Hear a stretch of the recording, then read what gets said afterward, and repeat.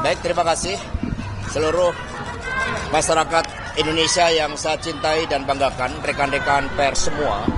Mohon maaf agak terlambat karena bis yang kami pesan itu sempat 3 kali di-cancel. Apakah ada opsus atau tidak? Yang jelas kami sempat mencoba mengganti 3 bis, tapi akhirnya tetap datang sehingga kami terlambat. Terima kasih atas kesabarannya. Pada kesempatan ini saya datang ke Komisi Pemberantasan Korupsi.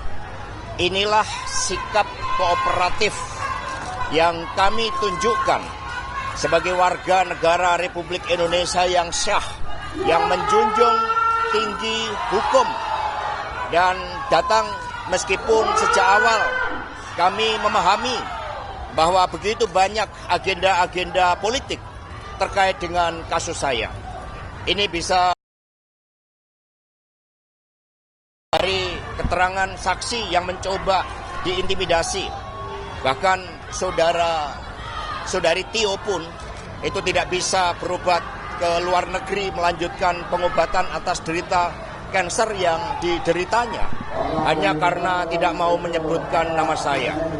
Yang kedua, bahwa bukti-bukti yang disampaikan di dalam pra-peradilan ternyata diperoleh juga dengan cara-cara yang tidak sah, dengan cara-cara melanggar etika, dengan cara-cara yang melakukan perbuatan melawan hukum, sebagaimana terjadi dengan saudara Kusnadi ketika dia datang mendampingi saya.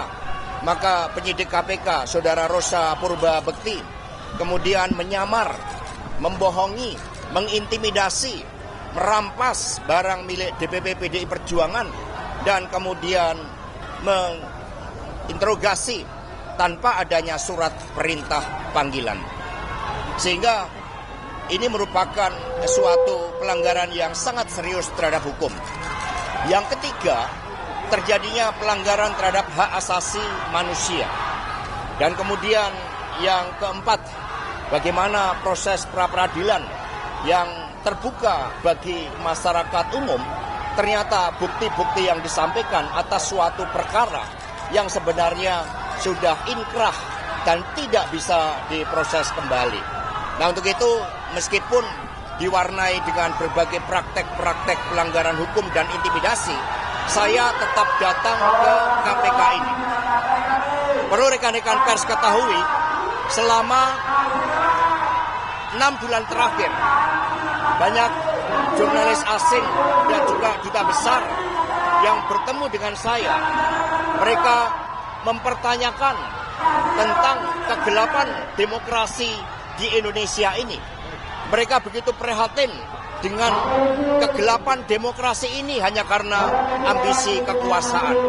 Bapak, Ibu, dan saudara-saudara sekalian, kalau suatu negara berdiri tanpa suatu hukum yang kokoh, yang berkeadilan, maka dampaknya sangat luas. Tidak hanya kehidupan sosial, politik masyarakat, tetapi juga iklim investasi. Tidak akan ada investasi yang masuk ketika tidak ada hukum yang memberikan kepastian di dalam seluruh tata pemerintahan negara kita. Karena itulah kami mohon doanya, kami datang dengan niat baik, dan untuk itu mohon bersabar. Kami akan ikuti seluruh proses dengan memberikan keterangan yang sebaik-baiknya. Terima kasih.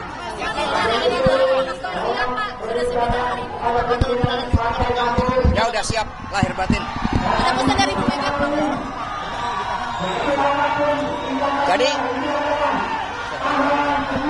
Jadi saudara-saudara sekalian, suatu pertanyaan yang baik. Bagaimana kalau saya ditahan? Rekan-rekan semuanya, Republik ini dibangun berdasarkan hukum yang berkeadilan. Itu konsepsi awalnya. Karena itulah ketika itu terjadi, semoga tidak, ya ini saya yakini akan menjadi pupuk bagi demokrasi. Ini akan menjadi benih-benih bagi upaya untuk mewujudkan suatu sistem penegakan hukum yang sebenar-benarnya tanpa pandang pilih. Karena itulah kami meyakini, karena kami dilatih untuk berjuang dengan keyakinan.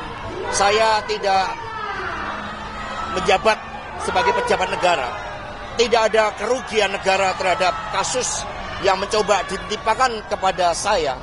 Sehingga kalau penyimpangan dan penyalahgunaan kekuasaan itu terus-menerus akan digunakan, saya meyakini bahwa benih-benih demokrasi, pupuk-pupuk demokrasi untuk mengoreksi kekuasaan yang zalim itu akan semakin besar. Terima kasih. Baik, terima kasih rekan-rekan pers. Masyarakat Indonesia yang saya cintai dan banggakan. Terima kasih. Kooperatif memenuhi tanggung jawab sebagai warga negara Republik Indonesia yang siap mengikuti proses pemeriksaan dan ada 62 pertanyaan yang saya jawab. Dari penyidik KPK juga sangat ramah, sangat kooperatif.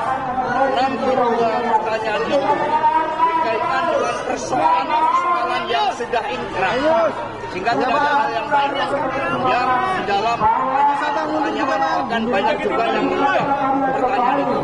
Karena itulah sejak awal saya katakan bahwa sebagai sekjen PDI Perjuangan, saya dengan kepala tegak siap menerima konsekuensi apapun bagi Indonesia Raya kita.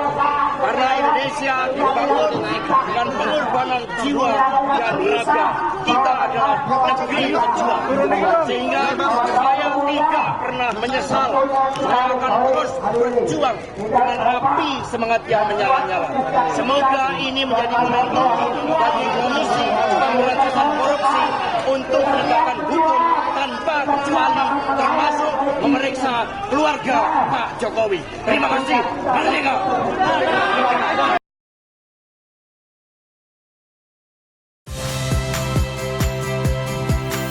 Saya Ihsan Sitorus. Saksikan program-program Kompas TV melalui siaran digital, pay TV, dan media streaming lainnya. Kompas TV, independen, terpercaya.